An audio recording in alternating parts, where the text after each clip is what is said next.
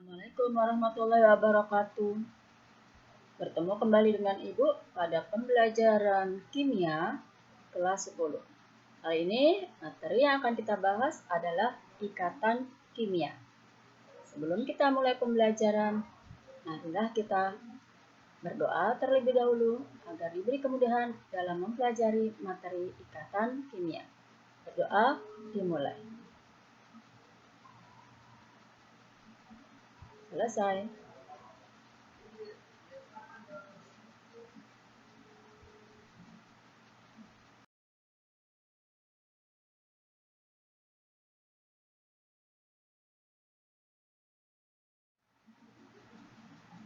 Ikatan kimia ada di KD 3.4, membandingkan ikatan ion, ikatan kovalen koordinasi, dan ikatan logam, serta kaitannya dengan sifat zat. Tujuan pembelajaran kita adalah dapat menyebutkan jenis-jenis ikatan kimia dan dapat menuliskan contoh dari jenis-jenis ikatan kimia. Materi pembelajaran kita kali ini, yang pertama tentang kestabilan atom, yang kedua tentang ikatan ion, yang ketiga tentang ikatan kovalen, dan yang keempat tentang ikatan logam. Di alam tidak ditemukan unsur alami, unsur-unsur gas mulia. Menurut J.N. Lewis dan Kossel, bahwa kestabilan gas mulia berkaitan dengan konfigurasi elektron. Gas mulia stabil karena memiliki konfigurasi elektron.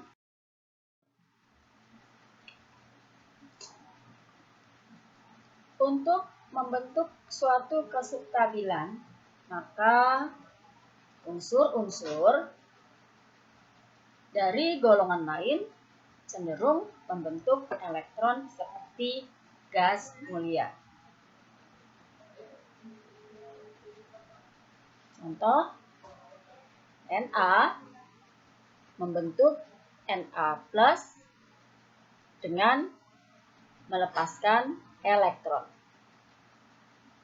Cl menangkap elektron membentuk ion Cl-. Biasanya, apabila unsur itu bersifat logam, maka dia cenderung melepas elektron. Apabila unsur tersebut bersifat non-logam, maka cenderung menerima elektron. Konfigurasi elektron gas mulia. Seperti yang sudah pernah kita pelajari, bahwa konfigurasi elektron gas mulia membentuk oktet atau duplet. Duplet memiliki elektron valensi sama dengan 2, sedangkan oktet membentuk elektron valensi sama dengan 8. Ikatan kimia merupakan gaya tarik-menarik antara dua atom atau lebih membentuk molekul atau gabungan ion-ion sehingga keadaannya menjadi lebih stabil. Ikatan kimia terbagi menjadi 3. Yang pertama ikatan ion, yang kedua ikatan kovalen, yang ketiga ikatan logam. Ikatan kovalen terbagi menjadi 4. 1 ikatan tunggal, 2 rangkap 2, 3 rangkap 3, dan yang keempat ikatan koordinasi. Ikatan logam merupakan gaya tarik-menarik antara ion yang berbeda muatan atau yang memiliki gaya elektrostatik. Atau biasanya ikatan ion ini adalah ikatan yang terjadi antara unsur-unsur logam dengan non-logam. Biasanya unsur-unsur yang berasal dari golongan 1A, 2A dengan unsur-unsur yang berasal dari golongan 4A, 5A, 6A, dan 7A. Logam cenderung melepas elektron membentuk ion bermuatan positif atau disebut kation, sedangkan unsur non-logam cenderung menerima elektron dan membentuk ion bermuatan negatif atau yang disebut dengan. Kita lihat contohnya, pembentukan MgCl2. Mg dengan nomor atom 12 memiliki konfigurasi elektron 282. Karena elektron valensinya sama dengan 2, maka Mg cenderung melepas 2 elektron untuk menjadi lebih stabil. Sehingga terbentuk Mg2+. Dan ini yang kita sebut dengan kation. Kemudian Cl17 dengan konfigurasi 287 menerima 1 elektron pada kulit terluar untuk menjadi lebih stabil. Sehingga terbentuklah ion Cl- yang disebut dengan anion. Apabila Mg berikatan dengan Cl, maka Mg memberikan 2 elektron kepada Cl. Sehingga terbentuklah MgCl2 sebagai rumus molekul dengan nama magnesium klorida. Yang berikut ikatan kovalen. Ikatan yang terbentuk dengan cara penggunaan pasangan elektron bersama. Terbentuk antara unsur non-logam dan unsur non-logam atau unsur-unsur yang berdasarkan jumlah pasangan elektron yang digunakan, ikatan kovalen terbagi menjadi 3. Yang pertama, kovalen tunggal, yang kedua, kovalen rangkap 2, yang ketiga, rangkap 3. Untuk ikatan kovalen, menggunakan lambang Lewis atau lambang atom yang disertai dengan elektron valensinya. Biasanya elektron valensi tersebut dinyatakan dengan tanda titik atau tanda silang. Jadi untuk ikatan kovalen ini kita menggunakan tanda-tanda titik atau tanda silang. Kalau kita lihat contohnya, Li, karena elektron valensinya 1, maka titiknya 1. Be, valensinya 2, maka tanda titiknya 2, dan seterusnya. Ikatan kovalen tunggal. Apabila pembentukan CH4 yang terdiri dari unsur non-logam dengan unsur non-logam. C dengan nomor atom 6, konfigurasi 24, elektron valensinya 4. Karena C memiliki 4 elektron valensi, maka C memiliki tanda silang sebanyak 4.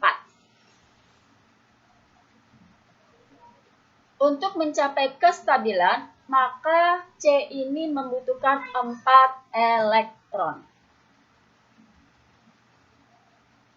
4 elektron yang akan diambil oleh C berasal dari atom H. H dengan nomor atom 1, konfigurasi elektron 1, maka H memiliki elektron valensi sebanyak 1. Kita beri tanda titik 1. Untuk membedakan elektron H, kita beri lambang warna hijau, sedangkan C kita beri lambang warna orange. Apabila C berikatan dengan H, C membutuhkan 4 elektron untuk mencapai kestabilan, sedangkan H membutuhkan 1 elektron untuk mencapai kestabilan.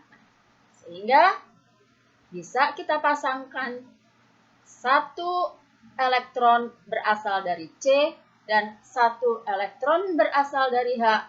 Pasangan inilah yang kita sebut dengan ikatan kovalen tunggal.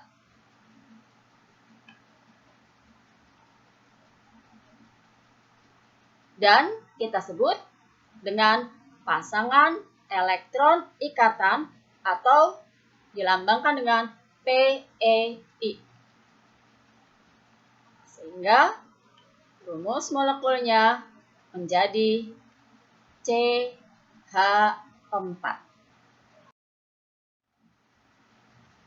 Ikatan kovalen rangkap 2. Contoh pembentukan O2.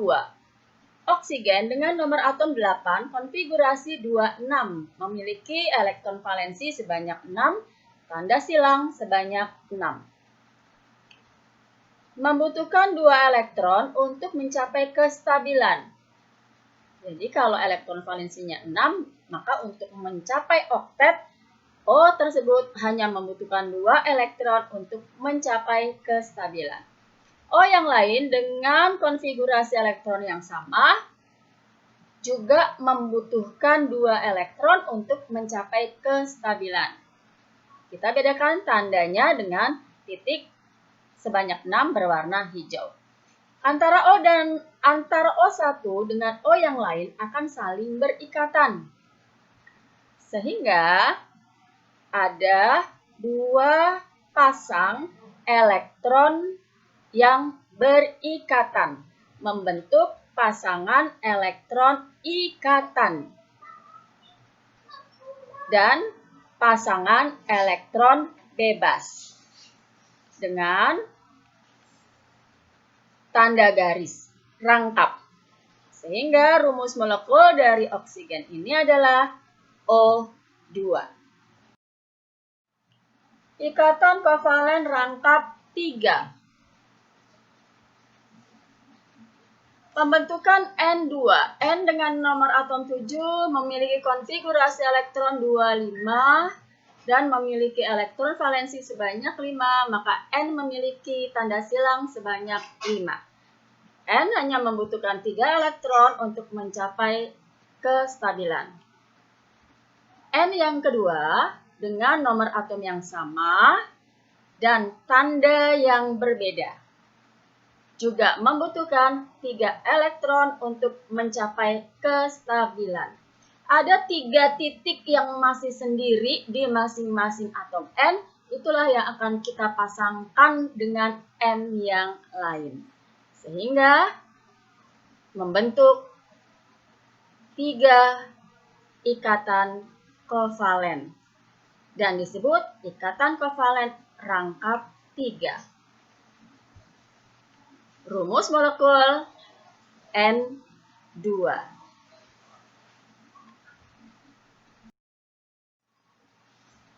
Pengecualian kaidah oktet. Kalau tadi kita mempelajari tentang kaidah oktet, elektron valensi yang terbentuk adalah 8.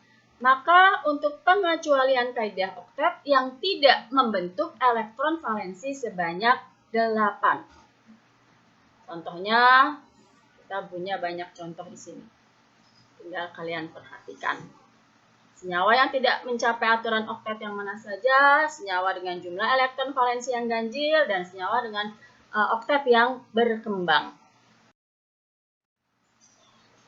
Ikatan kovalen koordinasi adalah ikatan kovalen di mana pasangan elektron yang digunakan bersama berasal dari salah satu atom saja. Contoh NH4+, SO3, dan NH3BCl3. Contoh lain pembentukan SO3. S dengan konfigurasi elektron 286 memiliki elektron valensi sebanyak 6, maka S memiliki tanda titik sebanyak 6. Membutuhkan 2 elektron untuk mencapai kestabilan.